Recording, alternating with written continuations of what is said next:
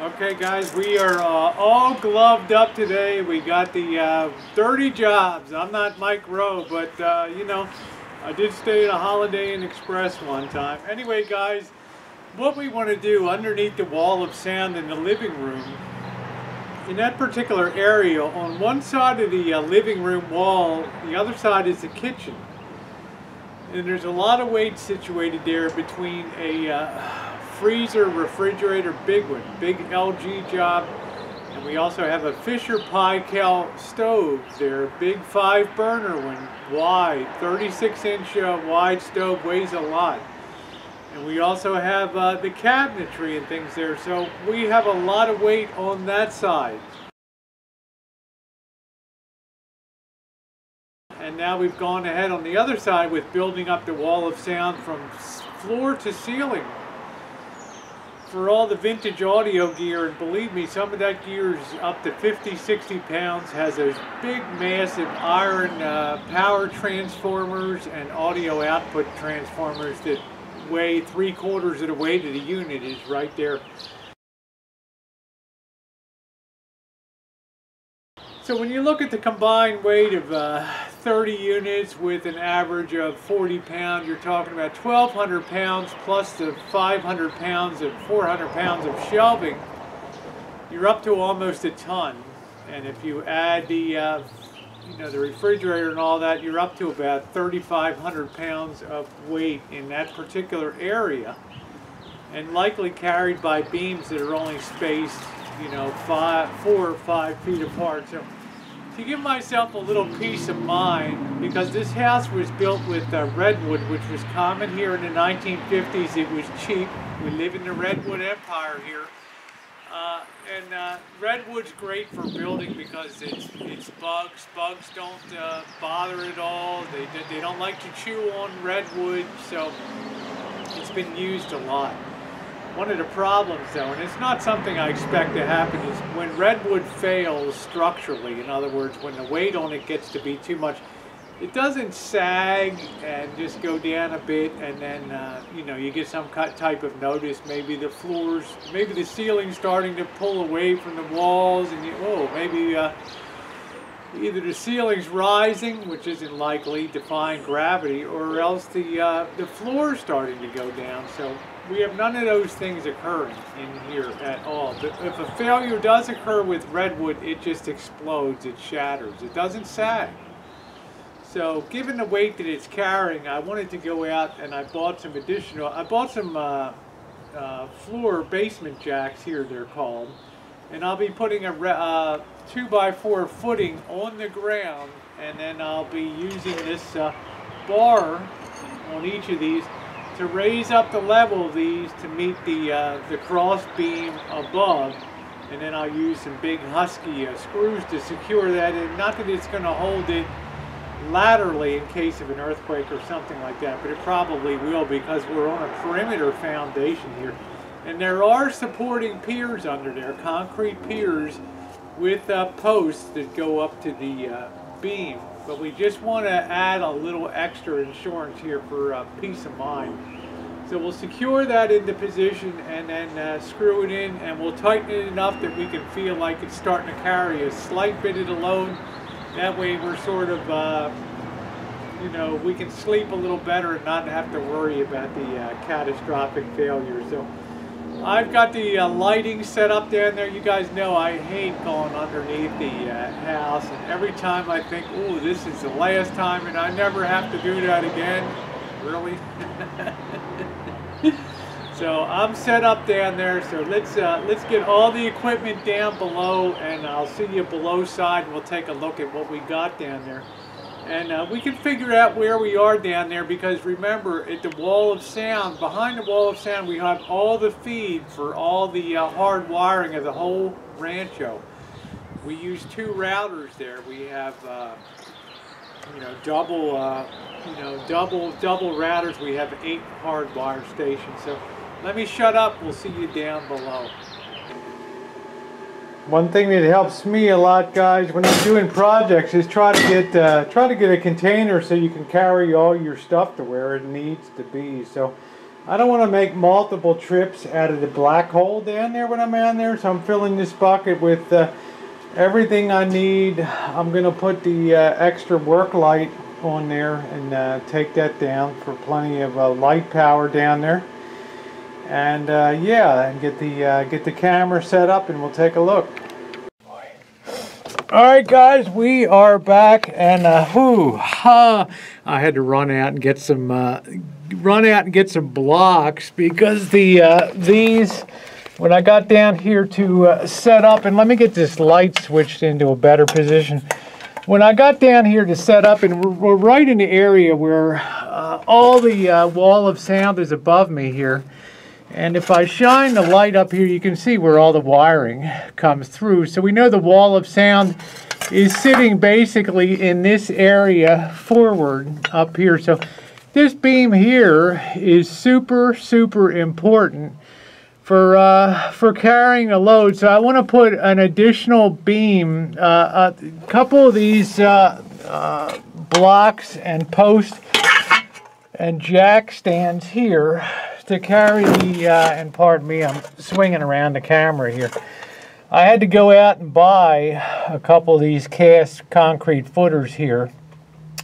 And believe me, these things weigh a ton. It wasn't fun. I got one halfway pulled over here. It was not fun to drag these in and get these positioned, but they give me the height I need here so that I can properly set the stands into position. So I'm actually set two in here. They're going to be spaced about 2 feet apart, and yeah, well, I'm going to get cracking on that.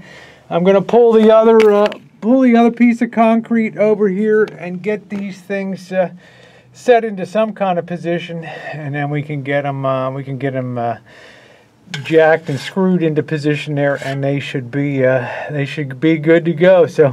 Yeah, a little more than I bargained for, but you know, might as well do it right. And these footings are great. So okay, on with the show. Okay, the first beam is in place, and I ended up having to use a 2x4, which I was going to use anyway, but not to get extra height, but just on the floor level. But now it's good. I've used the screw, and I'll show you how I set the other one in there. But I've used the screw. I've got it really well centered, really perpendicular, and sitting on the block here. So I snugged that up and tightened that enough just so that I can feel that it's carrying, you know, it's helping to carry the load. So that's the important thing, to raise that enough so I feel like it's carrying some of the load there. So I did feel like that was doing the job. I don't want to over tighten it because I don't want all the weight to be carried on that. So it's kind of just a feely sort of thing. So all right, I'm going to go ahead now and I'm going to drag, I'm dreading this, drag the next block over and get that one positioned. It should be a little easier to see because we don't have all the wires that I had to work with here. Now it's time to pop on our second jack stand, and we'll start to raise her here just by hand. And, yeah, this is going to give us a lot of peace of mind here. Let me do that a little faster. Spin that baby around. Yeah. Go up a pretty good ways here. Yeah, it was really a job to haul these blocks in, let me tell you. So I got these positioned. I've made sure everything is really square on the perpendicular. Get that, got about another inch or so to go. And get her roughed into position here. So yeah, there's no way now that anything, there's no way we can ever have a catastrophic failure now. And I guess I need to move that block over a little bit there. Yeah. All right, there we go. She's cinched up on the top there. Don't know how well you guys can see that up there, but I want to get that really square. And then, yeah, I can go ahead. I have the cinch bar here. And let me make sure that looks pretty good. And I can put that in. here, and just hold that down, and then start turning that. I only want to turn it enough so I start to feel like it's carrying some weight. I don't want to make sure these jack stands are primary carriers of this weight. This is all pretty well calculated here, so there we go. That's cinched up into position enough there. So, all right, we got one here. I don't know if you can see. Let me position that over there. Yeah, I don't know if you can see. We got one here. Yeah, just out of camera view. Let me swing that back. Yeah, so you might be able to see that now. Yeah, we've now got the 2 piers. We got the block set, and we've got the 2x4s on top, and we've got the 2 jacks. So I guess all together now, you know, this could safely carry about 40,000 pounds. So I am really psyched. I can go on vacation comfortably and not have to worry about a catastrophic beam failure. Because when you look at the house, as I said in the beginning, probably 1/3 of the weight is carried in 10% of the area here. So what I want to do now, guys, is I can feel the spiders starting to march and approach the light in here. So my time is limited down here. I want to go ahead and get some screws and get these screwed into position. They're not going to be the big lag bolts and things like that, because the weight itself carrying the beam is keeping them in position, okay?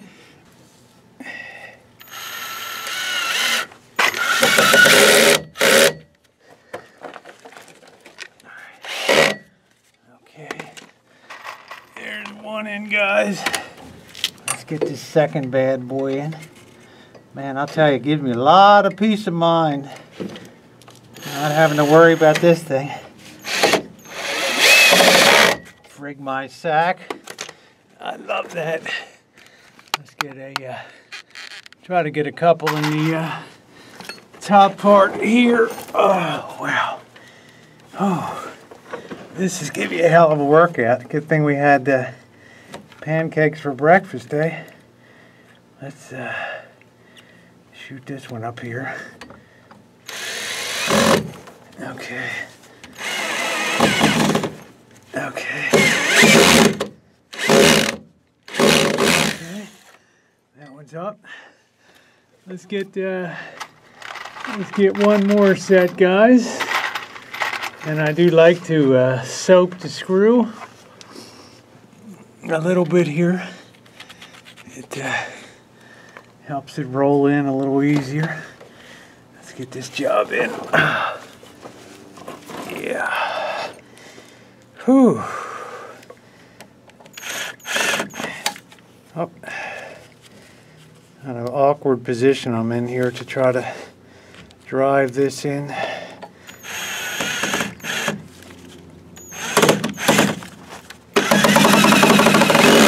Okay, there she is. That one is set.